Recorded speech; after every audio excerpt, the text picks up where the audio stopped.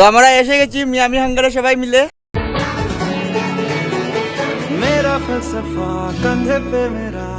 তো ফাইনালি আমরা পৌঁছে গেলাম আমাদের লোকেশনে, কিন্তু এখানে অনেক ভিড়, তো আমাদের অনেক সময় ওয়েট করতে হচ্ছে এখানে। তো দেখি সামনে কি হয়।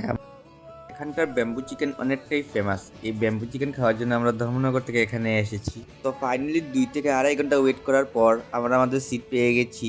অনেক সময় ওয়েট করতে হয়েছে। আমাদের মার তো রাগ উঠে গিয়েছিল, এখন খুবই হাসছে যদিও। ফাইনালি আমাদের সবার থালো এসে গেছে। এখানে অনেক কিছু আছে এক থালিতে। এখানে আছে গুদক, আলু ভাজা, আলু সিদ্ধ, বাঁধাকপি ভাজা, তারপর মরিচের চাটনি। তো ফাইনালি আমাদের ব্যাম্বু চিকেনটাও এসে গেল শেষ পর্যন্ত। তো আমাদের ফাইনালি ব্যাম্বু চিকেন এসে গেছে। এটাতে কি কি আছে বলতে পারবেন? কি কি দেওয়া এটাতে? না না, ফাইনালি আমাদের এখানে শেষ হয়ে গেছে। কোথায় আমরা যখন 3:30, আর এখন বাজছে 7টায়। এত সময় আমরা এখানে ওয়েট করে শেষ করে এসেছি। তো এখন চলে যাবো আমরা।